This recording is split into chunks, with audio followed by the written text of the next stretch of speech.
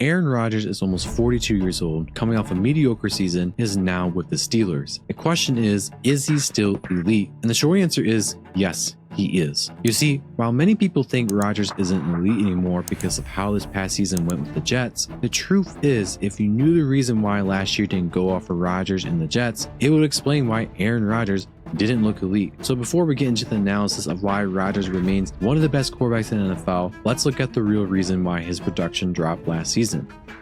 Now, a lot of people have looked at Aaron Rodgers' statistics and said he isn't elite because his numbers are down. But in reality, he was still playing very good football. The real reason Aaron Rodgers didn't look elite last year is because of two big reasons. One being because of himself, and I don't mean Rodgers the player, but Rodgers the general manager and offensive play caller. While it isn't unusual that a Hall of Fame level quarterback opinion has some weight in what the offense is doing, Rodgers was probably the last person you want to be doing that, because we saw from the outside how that went with the Packers back in Mike McCarthy's last couple years there. Rodgers was unhappy with the scheme and wanted to run more of what he wants to run, which in simplistic terms is a lot of high leverage, low percentage plays. It is in fact what made Aaron Rodgers elite back in the day. But in 2016 and 2017, NFL offenses were evolving, and that's when you started to see the Shanahan McVay style offenses take the front stage. And that's what they needed to do because the Packers offense was stale. That's when McCarthy was let go and Matt LaFleur came into town,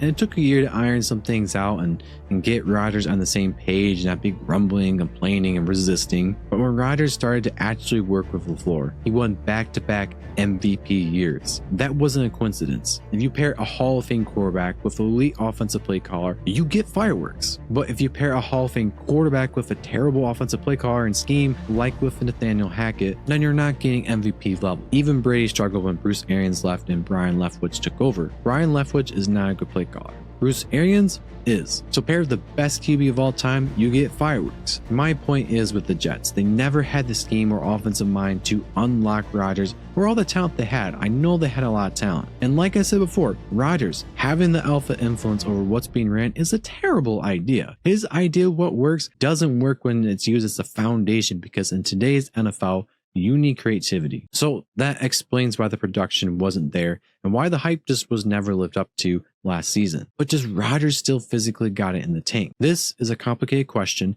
as we only know what he showed from last year. We won't know where he's at now until this season comes, actually. But what I did do is I went through Aaron Rodgers' last 3 games of the 2024 season and his worst game to see if there's any, even a sliver of physical decline. And there's 2 things I noticed. One being what a lot of people in the media have said: Rodgers is just not the same as he used to be. And I see it, but I don't necessarily think that he's now bad at it. That being his pocket mobility. I'm sure it's not what it used to be when he was like 26 years old, but the idea that he's a sitting duck in the pocket or like a pumpkin just doesn't align with his film. He on a regular basis was moving around the pocket, escaping pressure, and still making a run for it. Was he caught sometimes? I mean, yeah, that definitely did happen. But he was, for 41 years of age, looking average and pretty good for coming off Achilles injury. What I will say is that it just didn't look effortless, or a better way of putting it is that it doesn't look as smooth and as fluid as it used to be. That's ultimately what was different with his pocket ability with a little decline. Which, guys, I would look at it like this.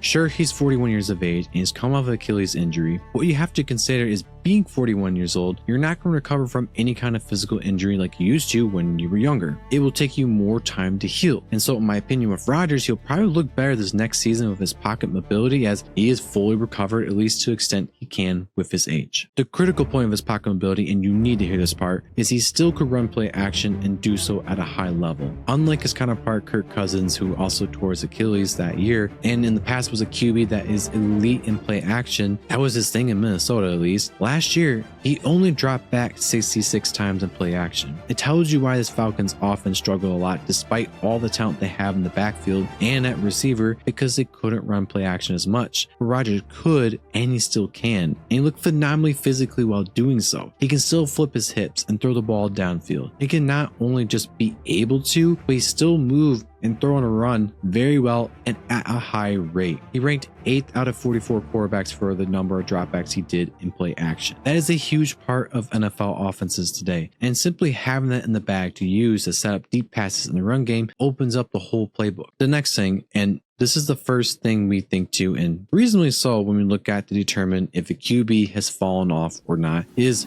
arm strength. I have seen some people say Rodgers doesn't have the arm to make the big throws anymore, and I couldn't disagree anymore. He still has it. There's not a throw going through his last few games where I'm like, yeah, he's cooked. If anything, it's an accuracy that I'm seeing from Rodgers. He can still throw the deep outs, the 40 or 50-yard bomb still, and not have it balloon up like Mac Jones. Let's look at two examples though of just how good his arm strength is. Here we're looking at what appears to be cover 1 pre-snap, but starts to move to cover 3 and then cover 4. Rodgers is looking to Lazard at first for this middle of the field throw, and he decides to pass that up for some reason and looks to Adams instead. And he throws this up with the precision of a pin drop to where it has to be for this to have any chance of working out. And this would have been a touchdown if the corner didn't make an Odell Beckham Jr. play and break it up. Rodgers was also a little indecisive on his throw and had to make up for it by throwing it with more zip. Let's look deeper though. The Dolphins are going to act like they're setting a massive blitz, but hold off post snap. Rodgers looking to Lazard already identifies a big play opportunity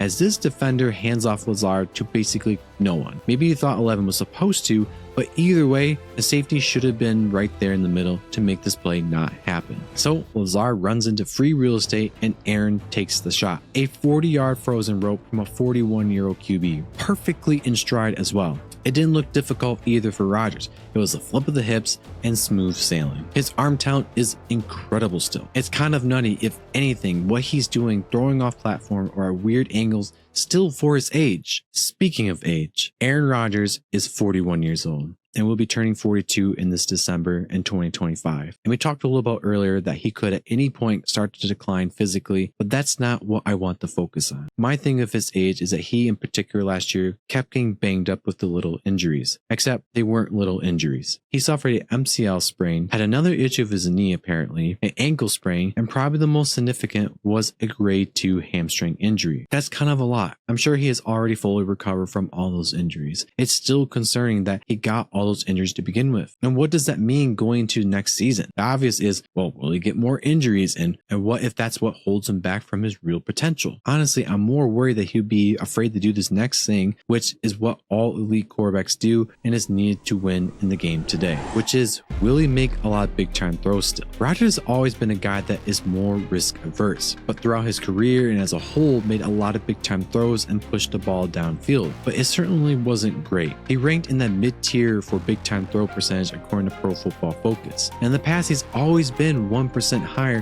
which sounds like nothing, but is actually huge. What's more is that if you look at the elite top 5 quarterbacks in the NFL, they usually have a higher percentage. And for myself, I regard quarterbacks that make a lot of big time throws as being more valuable as they're adding to the offense and opening it up. It's not just them running the scheme. So the next question is this: does Aaron Rodgers process coverages and make quick decisions as quickly as he processes his liquid key diet? I had to throw that in there. But seriously, can he still read defenses correctly, not making poor decisions, being great under pressure, and choosing the better option? Well, this is where the water gets muddy. We know Aaron Rodgers has been one of the most risk-averse quarterbacks in the NFL, and last year he's one of the best quarterbacks in the NFL at not putting the ball in harm's way. He ranked 4th in his category out of 32 NFL quarterbacks. This is a critical stat, as if he was falling off mentally or even physically, then we would have seen him put the ball in harm's way more often, as this is what happened to Peyton Manning in 2015, when he was one of the worst quarterbacks in the NFL,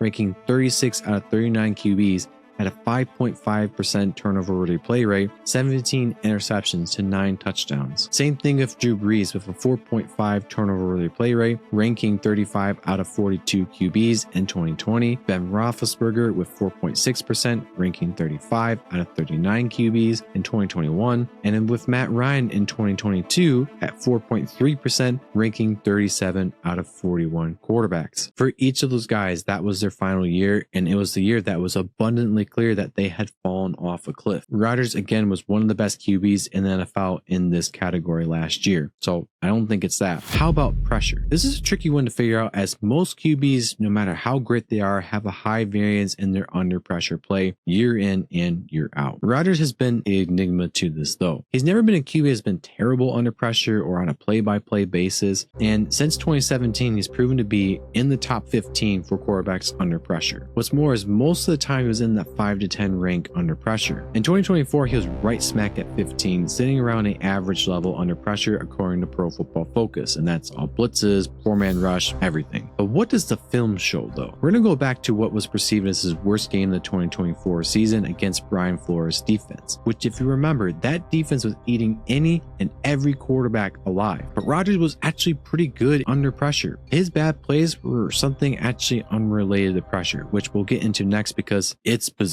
This is a classic Brian Flores look with it being cover zero. And as with most cover zeros, there is instant pressure. The man responsible for this is Harrison Smith. Rodgers sees that they're running cover zero and knows exactly where he's going with the ball. He throws a great out route with some heat on it while standing in the pocket. It was a good throw under pressure. Let's look at another one. This one will be, well, it gives off some Will Levis vibes. At first, we're looking at a version of cover 2, but post snap it actually becomes pretty apparent that it's cover 1. Rodgers is going to be pretty glued to his outside read, which it isn't there unless he's thinking about throwing back shoulder and expecting Lazard to come back for it. The rush gets there pretty soon after, and Aaron steps up in the pocket but slips, and now he's stuck in the chaos. Struggling to get off the lineman whom already got him in their grasp, he tries to get rid of this, and when you are in this situation, it's just better to take the sack because he throws this up and it just doesn't come out pretty, which means it was up for grabs with all that airtime. This next one is special because it really encapsulates all of what we talked about in this video. Pre-snap, it looks like they're going to be doing cover zero,